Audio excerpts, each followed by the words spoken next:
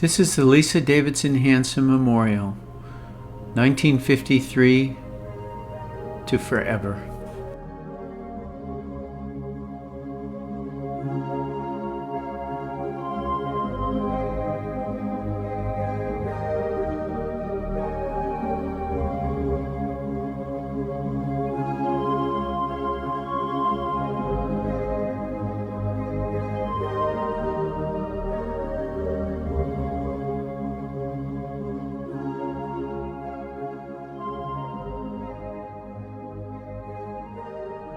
Lisa Davidson Hansen was born on September 20th, 1953 to Bev and Bert Davidson of Los Angeles, California. Lisa was a product of, I guess you call it a valley girl, although she was anything but a valley girl. But she was raised in Los Angeles during the music scene and the vibrant scene of the 1960s and the early 1970s. Lisa had a lot of friends growing up and slowly transformed into a really beautiful, classy woman. She was the apple of her father's eye, and there was a certain sense of compassion that he instilled in Lisa that was always there for her throughout her life.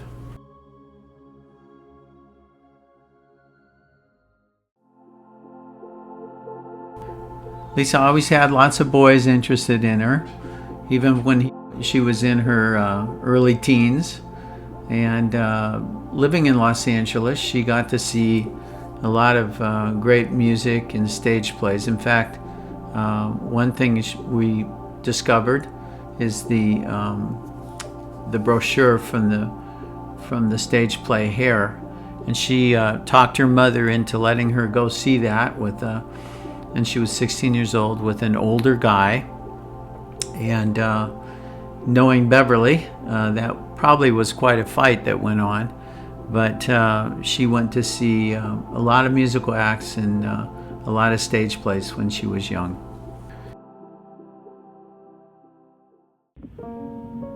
I will remember Lisa always. The day we first met, I felt an immediate connection and closeness to her.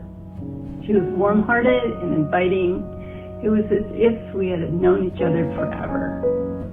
It wasn't long before Lisa asked if I would be her sister. She said she always wanted to have a sister. I said, yes, definitely yes. We progressed from sister-in-laws to full sisters. Lisa exemplified everything good in the world. She laughed easily, she loved fearlessly, and brought joy to all that knew her. She was my confidant, my best friend, and I will miss her terribly. I am grateful to have known her, and I am a better person for it. Lisa's memory will continue to inspire and bring me happiness. We'll always be sisters. And until we meet again, I love you, Lise. Chris. As Lisa matured into her early 20s, a really classy, beautiful girl emerged. She decided to, after a short time at Long Beach State, she decided to enroll up in Sonoma, and that was where she took on her hippie stage. And it was always kind of interesting between us because she was the flower child and I was the kind of rough character from the Midwest. And it was an interesting combination. I never think she lost that sweetness of the hippie years.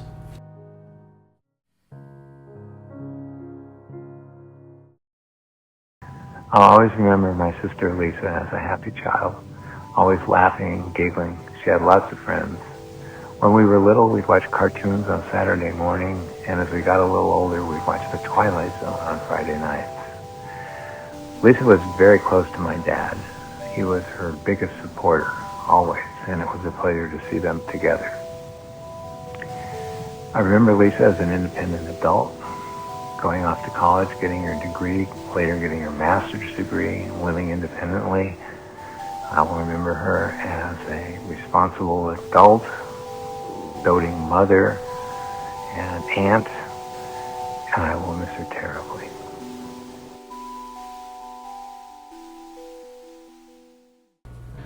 In the mid-1980s, I personally became a single dad, and my mom talked me into joining a dating service, one of the very early dating services called Great Expectations. I wasn't real excited about it. It was Christmas time, and I was raising 2 little kids and running a business.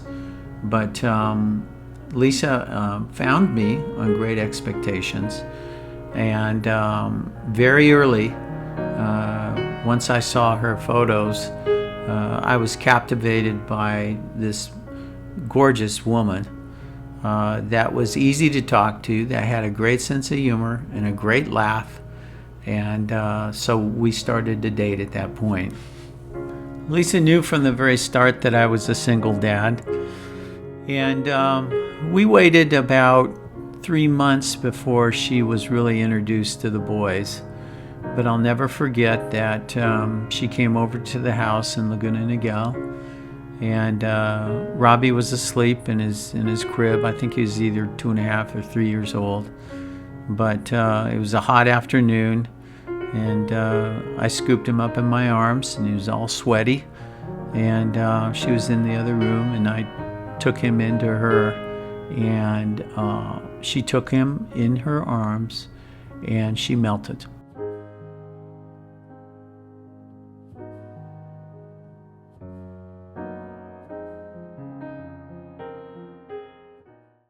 Hey Mom, it's still hard to believe all we've been through these past few years. You've now left us physically, but your warm smile, calming voice, and kind nature will always be present. As the amazing mom and person you have been, you impacted my life in immeasurable ways. Your intelligent and studious qualities made learning enjoyable for me growing up. Sitting with me as I did homework or discussing topics from the newspaper every morning, and volunteering, coming in to volunteer in my classes in elementary school, or even being the den mom for my Cub Scout group. When my ADD caused me to fall behind in class, you were able to bail me out as you patiently read through the chapters a night before the test, a method I preferred. In terms of mood, you brought lightheartedness to any situation, always the first to laugh and move things in a happy direction.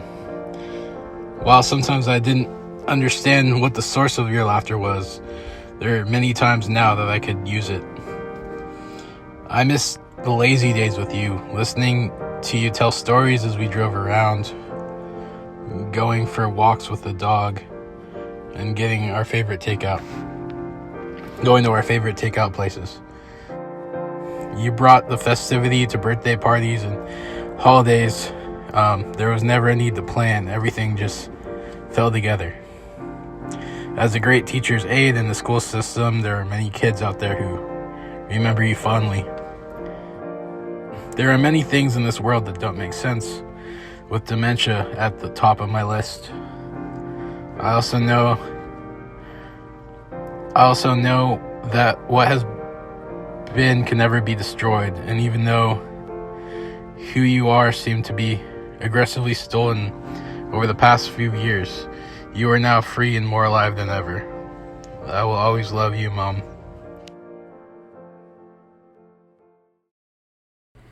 After living together for roughly 8 months, we decided to get married, and it was a wonderful wedding, a lot more than I had ever dreamed of, but a lot of people, and it was a wonderful affair with tuxedos and tennis shoes and a 20-pound Jewish bread called the challah bread, and yours truly, myself, making a total fool of himself on the dance floor.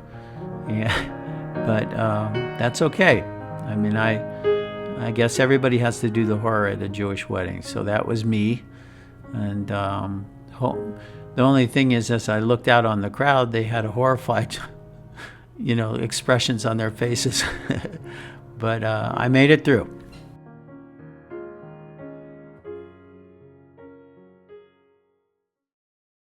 I remember meeting Lisa when I was just 6 or 7 years old at the house on Preston.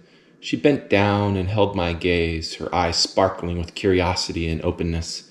From that moment, I knew Lisa Pizza Pie was someone who embraced life with a boundless enthusiasm. Her sense of presence and joy for the outdoors would often have her following us boys and a loyal dog through brushy canyons. One of her favorite stories to tell was of needing to be rescued out of a tree. She followed me up. All I could conjure was the most unsafe-looking ladder ever. She descended the tree. Lisa's dedication to our home life, especially during holidays like Christmas and Hanukkah, was a gift to us all. She cherished these times, creating opportunities for us to explore different traditions and celebrate being human. Her greatest joy came from our moments spent together, whether we were being silly, serious, or sentimental. As I grew older and my world expanded beyond our neighborhood, Lisa remained a steadfast support. She helped me grow an understanding of global issues while simultaneously teaching me the art of baking a turkey or smashing potatoes. My love for food and culture and their interconnectedness is inspired by her unwavering, continual presence in my life. You will be deeply missed. I love you, Lisa. Alisa, zichronoli bracha. That circle of love that Lisa created embraced the boys. And she always wanted to stress education. She read to the boys all the time from books. She wanted the best for them. When they needed special tutorial help, Lisa would drive them and would, initiate that happening in their lives.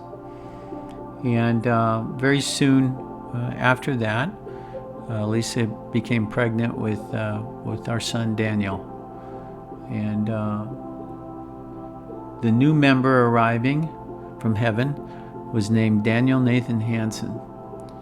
And he became the love of all of our lives, embraced by both the boys, Matt and Robbie, and Lisa and myself. Well, no surprise, I'd married the world's best mom. Raising Danny, Robbie, and Matt was Lisa's purpose in life, with that beautiful, radiant smile, providing a steady light for our lives. Hi, I'm Doreen Ford. I've known Bob and Lisa since they started dating. We married within months of each other and had our sons within weeks of each other. Our lives paralleled in so many ways, but the greatest gift to me was when Bob asked me 4 years ago to be Lisa's companion and caregiver. We shared so many amazing and touching times together. We went on car rides, took walks, went shopping, shared stories, laughed a lot, and occasionally cooked. But one of our favorite activities was sitting quietly on their swing in their tranquil backyard, holding hands. So much can be said without one word being spoken.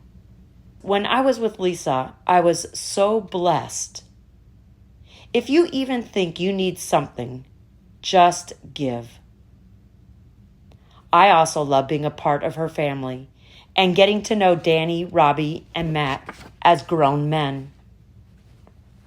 Robbie was also on our care team, and I have to say, he is one of the most natural and soul-filled caregivers. I am grateful for the precious time I had with all of them. Thank you, Lisa, for letting me in your big, beautiful heart and being a true friend. I love you. Lisa and I met when we were dorm mates at Cal State Long Beach in the early 1970s. Over the next several years of single life, we enjoyed many adventures of travels together, along with life experiences that have built indelible memories. We strengthened our bond even more when we became roommates several times, which only enhanced our mutual respect.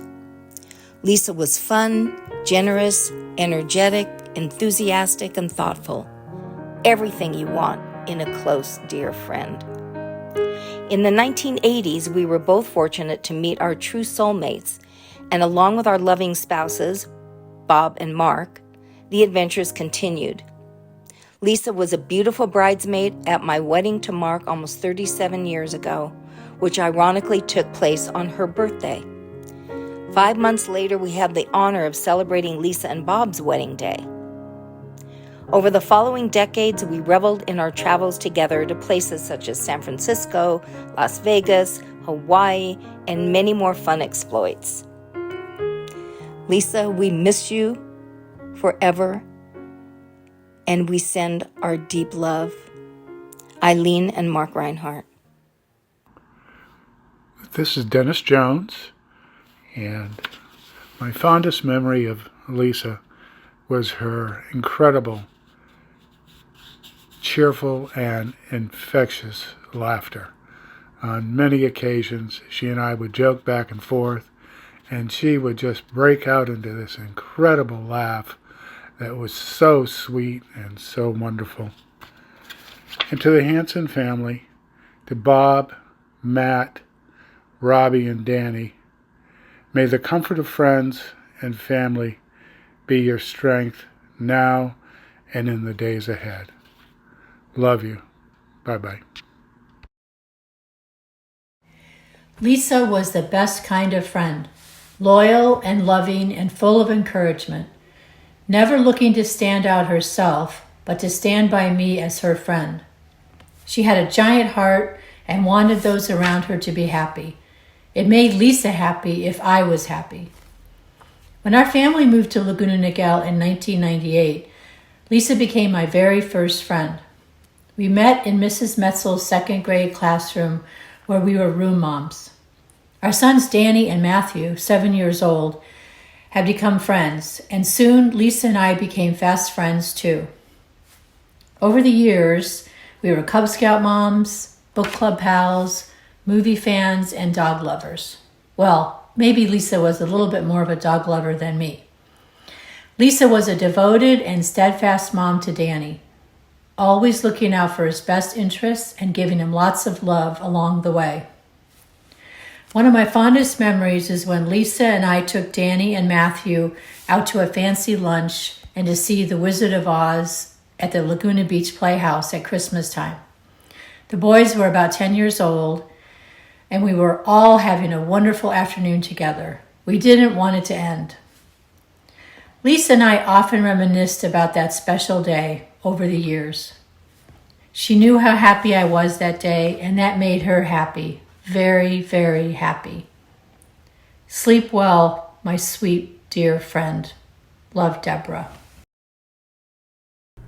Just 3 days before her passing, we found a poem that Lisa had written, and true to her temperament, she had folded it up, didn't read it to anybody, and stuck it away. And Danny discovered it, and I'd like to read it for you. I wish I had a sonnet for everything I feel. I'd write your name upon it and make the feelings real. I'd sing a song of happiness and cry the tears of pain. I'd laugh for fun and rapturedness and feel it in my brain. I'd write the feel of rain streaming down my face and the tinkling on my skin in the comfort of my space. I wish I had a sonnet for everything you feel. With both our names upon it, I'd make our feelings real. In this tribute to a wonderful, beautiful, intelligent, warm, compassionate person who I know lives on not in pain, who I will see again. I wrote this poem. The seasons mark our precious journey, the twists and turns our life it flows. We flow together on this river, we flow together through highs and lows. In the warm light of the evening, there's no pain behind your eyes, just the joy of pure existence passing through the cloudy skies. From my windows of observance, I see an acceptance of your fate. I am humbled by your spirit. I feel comfort in your grace. My love deepens in my remembrance of life's compassions that we've known, of the healing that you've given to this family years have shown. In the warm light of this evening, in the life that knows no grief, I rejoice that I have known you, a tender heart that knows release.